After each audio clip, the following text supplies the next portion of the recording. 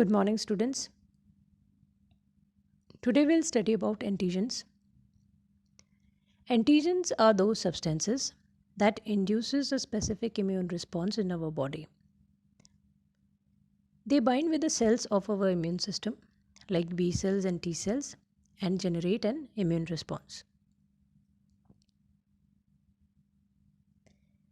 Cells of our immune system do not interact with the entire antigen molecule, but they recognize only certain sites present on the surface of the antigen, known as epitopes or antigenic determinants.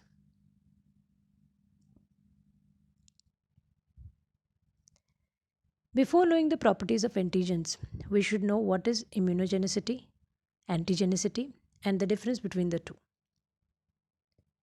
Immunogenicity of an antigen is its ability to induce a humoral or cell mediated immune response.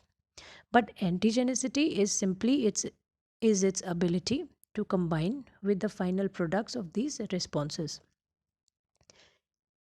Example, secreted antibodies or surface receptors on T cells.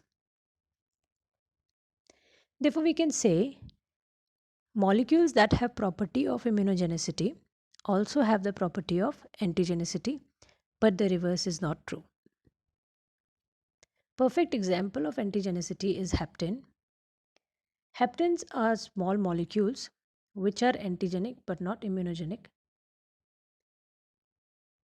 They can generate an immune response only when they are bound to a carrier molecule. Haptens have a lot of research and clinical significance also. For example, many biologically important substances like drugs, peptide hormones, steroid hormones can function as haptens, and antibodies specific to these molecules can be produced by conjugating them with large protein carriers.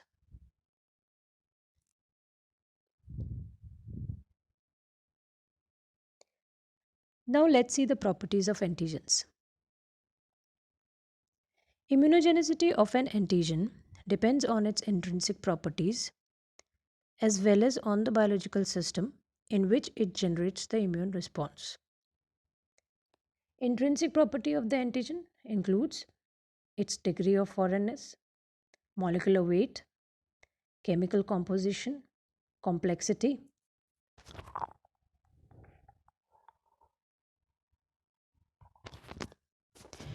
Degree of foreignness of an antigen means genetically foreign.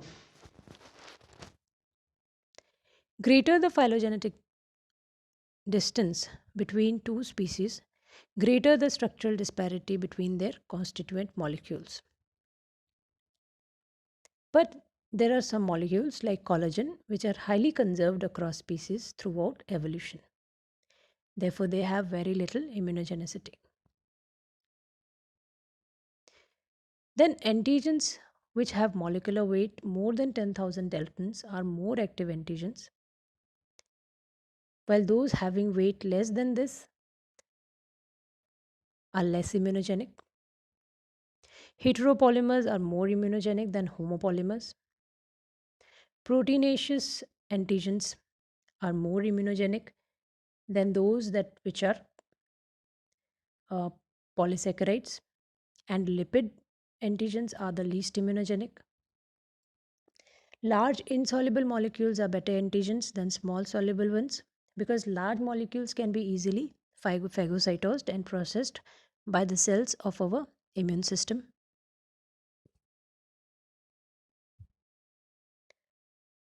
Now let's see the properties of biological system which affects the immunogenicity of an antigen. These include host's own genetic makeup, dose and route of antigen administration, the use of agents called adjuvants. Genetic constitution of the host is very important because genes encode for B cell receptors, T cell receptors, MHC molecules, and other proteins which are involved in immune responses. This is the reason that immune response to the same antigen may vary from person to person.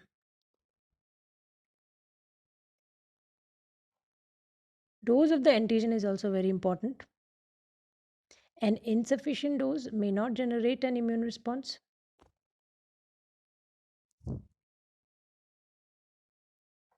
Route of administration of an antigen in the body influences which cells and organs will be involved in the immune response.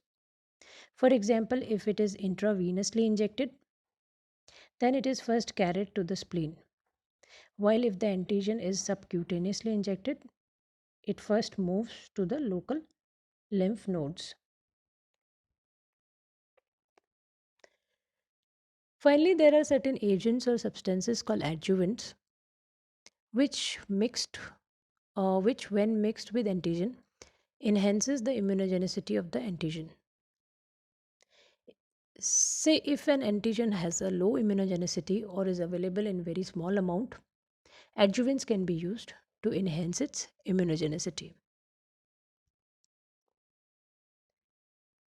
An example of adjuvant is alum or aluminum potassium sulfate. It prolongs the persistence of an antigen in the body. For example, if an antigen is injected with an alum, it slows down the release of antigen from the injection site, and so the effective time of exposure to antigen in the body increases from few days to several weeks.